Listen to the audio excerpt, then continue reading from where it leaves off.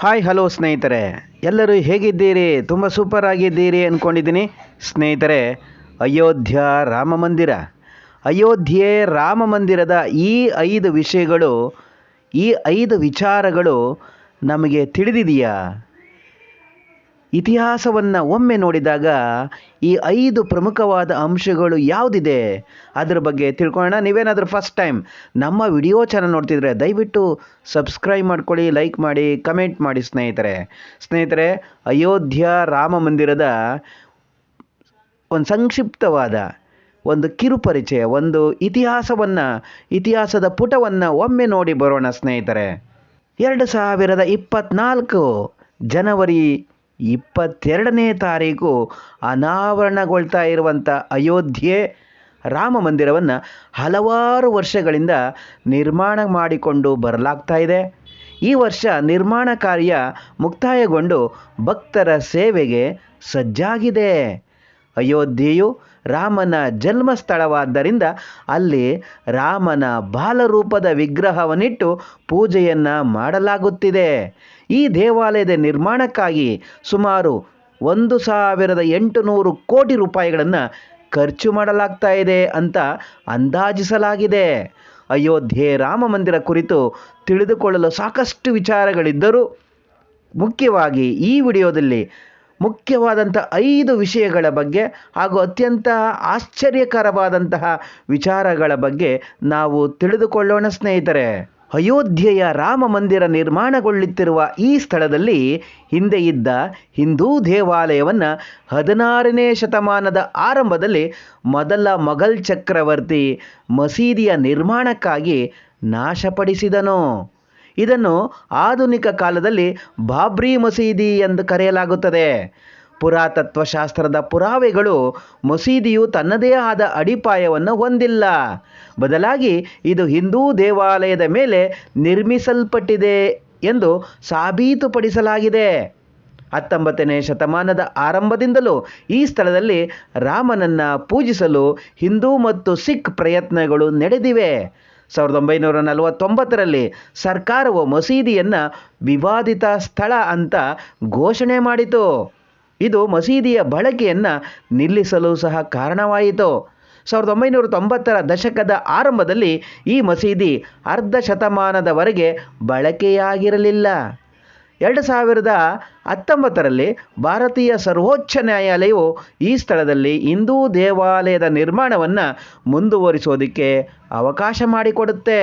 2019ರಲ್ಲಿ ಭಾರತೀಯ ಸರ್ವೋಚ್ಚ ನ್ಯಾಯಾಲಯದ ತೀರ್ಪಿನ ಭಾಗವಾಗಿ ಬಾಬ್ರಿ ಮಸೀದಿಯ ಬದಲಾಗಿ ಹೊಸ ಮಸೀದಿಯ ನಿರ್ಮಾಣಕ್ಕಾಗಿ ಹತ್ತಿರದ ಭೂಮಿಯನ್ನು ಮೀಸಲಿಡಲಾಯಿತು. ತುಂಬ ಸಮೀಪದಲ್ಲಿರುವಂತಹ ಭೂಮಿಯನ್ನೇ ಮೀಸಲಾಗಿದೆ. ಈ ಹೊಸ ಮಸೀದಿಯು ಭಾರತದ ಅತಿದೊಡ್ಡ ಮಸೀದಿಯಾಗಲಿದೆ. ಮಸೀದಿ ಮೊಹಮ್ಮದ್ ಬಿನ್ ಅಬ್ದುಲ್ಲಾ ಎಂದು ಹೆಸರಿಸೋದಕ್ಕೆ ಮತ್ತು ಒಂದೇ ಬಾರಿಗೆ ಸುಮಾರು 9,000 ಆರಾಧಕರಿಗೆ ಅವಕಾಶವನ್ನು ಕಲ್ಪಿಸಲಾಗಿದೆ. ನಿರ್ಮಾಣವನ್ನು ಶೀಘ್ರದಲ್ಲಿಯೇ ಪ್ರಾರಂಭಿಸುವ ಯೋಜನೆಯೂ ಇದೆ. ಈ ಸ್ಥಳವು ರಾಮನ ಜನ್ಮಸ್ಥಳವಾದ್ದರಿಂದ ಹಿಂದೂಗಳಲ್ಲಿ ಹೆಚ್ಚಿನ ಗೌರವಯುತವಾದ ಸ್ಥಾನವನ್ನು ಪಡೆದುಕೊಂಡಿದೆ. ಪುರಾತತ್ವ ಮತ್ತು ಸಾಕ್ಷ್ಯಚಿತ್ರ ಪುರಾವೆಗಳು ಈ ಸ್ಥಳವು ಅನಾದಿ ಕಾಲದಿಂದಲೂ ಹಿಂದೂಗಳಿಗೆ ಆಧ್ಯಾತ್ಮಿಕ ಪ್ರಾಮುಖ್ಯತೆಯ ಸ್ಥಳವಂತ ಗುರುತಿಸಲ್ಪಟ್ಟಿದೆ ಎಂಬುದನ್ನು ತಿಳಿಸ್ತಾ ಇದೆ.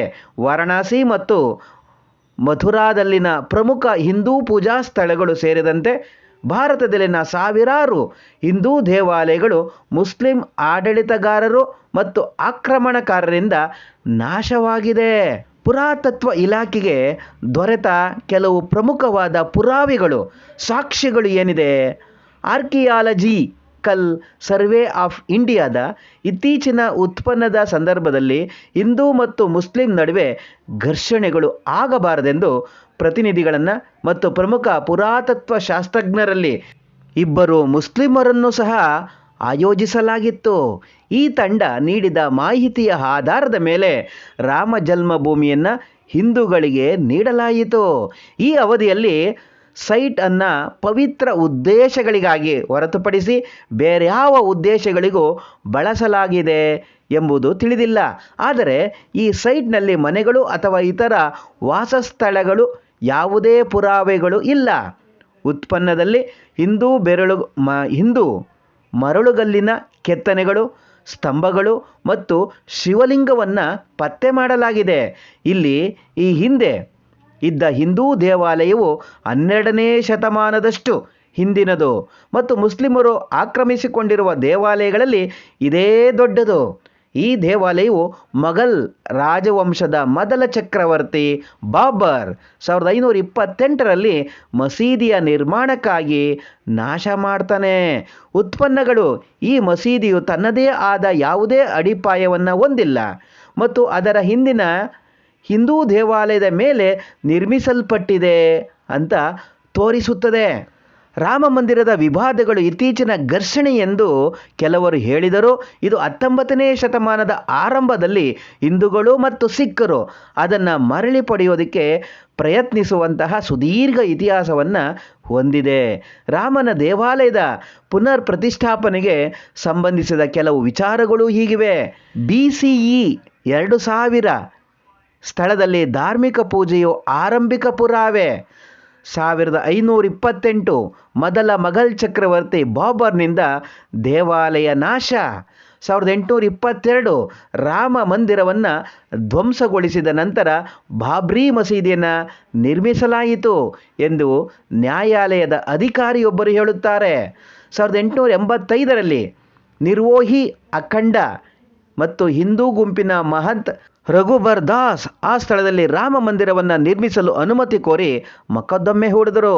1949ರಲ್ಲಿ 3 ಹಿಂದೂಗಳು ಮಸೀದಿಯಲ್ಲಿನ ರಾಮನ ಮೂರ್ತಿಯನ್ನು ಇರಿಸಿದರು. ಇದು ಮುಸ್ಲಿಮರ ಪ್ರತಿಭಟನೆಗೆ ಕಾರಣ ಆಗುತ್ತೆ. ವಿವಾದಗಳನ್ನು ಗಮನಿಸಿದ ಸರ್ಕಾರ ಮಸೀದಿಯನ್ನು ಮುಚ್ಚಿತು. 1950 ಧಾರ್ಮಿಕ ಆಚರಣೆಗಳನ್ನು ನಡೆಸುವ ಮತ್ತು ಶ್ರೀರಾಮನ ಮೂರ್ತಿಗಳನ್ನು ಸ್ಥಳದಲ್ಲಿ ಇರಿಸುವ ಹಕ್ಕಿಗಾಗಿ ಹಿಂದೂಗಳು 2 ಮೊಕದ್ದಮೆಗಳನ್ನು ಸಲ್ಲಿಸ್ತಾರೆ. 1959 ನಿರ್ಮೋಹಿ ಅಖಾರ ಸ್ಥಳದಲ್ಲಿ ಧಾರ್ಮಿಕ ಪೂಜೆಗಳನ್ನು ನಡೆಸೋದಕ್ಕೆ ಹಕ್ಕಿಗಾಗಿ 3ನೇ ಮೊಕದ್ದಮೆಯನ್ನು ಸಲ್ಲಿಸ್ತಾರೆ. 1961ರಲ್ಲಿ ಸುನ್ನಿ ಮುಸ್ಲಿಮರು ಇದನ್ನು ಸ್ವಾಧೀನಪಡಿಸಿಕೊಳ್ಳೋದಕ್ಕೆ ಮತ್ತು ಭಗವಾನ್ ರಾಮನ ಮೂರ್ತಿಗಳನ್ನು ತೆಗೆದು ಹಾಕೋದಕ್ಕೆ ಮೊಕದ್ದಮೆ ಹೂಡ್ತಾರೆ. 1889 ಜಿಲ್ಲಾ ನ್ಯಾಯಾಲಯ ಈ ಸ್ಥಳವನ್ನು ಹಿಂದೂ ಆರಾಧಕರಿಗೆ ತೆರೆಯೋದಕ್ಕೆ ಆದೇಶ ಮಾಡುತ್ತೆ. 1992 ಡಿಸೆಂಬರ್ 6ರಂದು VHP ಮತ್ತು ಭಾರತೀಯ ಜನತಾ ಪಾರ್ಟಿ ಆಯೋಜಿಸಿದಂತಹ ರ್ಯಾಲಿಯ 4 ದಶಕಗಳಿಂದಲೂ ಹೆಚ್ಚು ಕಾಲ ಬಳಕೆಯಾಗದ ಮಸೀದಿಯನ್ನು ಕೆಲವೇ ಗಂಟೆಗಳಲ್ಲಿ ಕೆಡವಿದರು.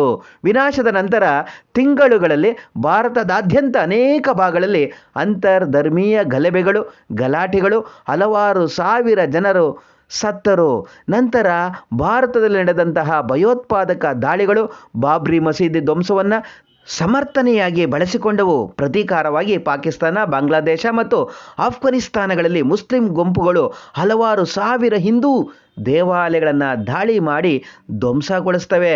2019 ಭಾರತದ ಸರ್ವೋಚ್ಚ ನ್ಯಾಯಾಲಯ ಹಿಂದೂ ದೇವಾಲಯವನ್ನು ನಿರ್ಮಿಸೋದಕ್ಕೆ ಭೂಮಿಯನ್ನು ಟ್ರಸ್ಟ್ಗೆ ನೀಡುವಂತೆ ಆದೇಶ ಮಾಡುತ್ತೆ. ಅಂದಿನಿಂದ ರಾಮ ಮಂದಿರ ನಿರ್ಮಾಣಕ್ಕೆ ಹಿಂದೂ ಸಮುದಾಯ ಸಿದ್ಧತೆಯನ್ನು ಮಾಡಿಕೊಂಡಿತು.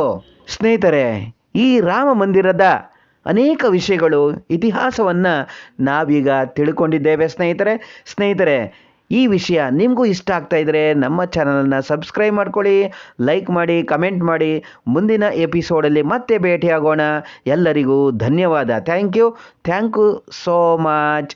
ಜೈ ಶ್ರೀರಾಮ್. ಸೋಮವಾರ 22/2024ರಂದು ಹಿಂದೂ ಭಾರತ ದೇಶಕ್ಕೆ ಸಂಭ್ರಮವೋ ಸಂಭ್ರಮ. ಜೈ ಶ್ರೀರಾಮ್.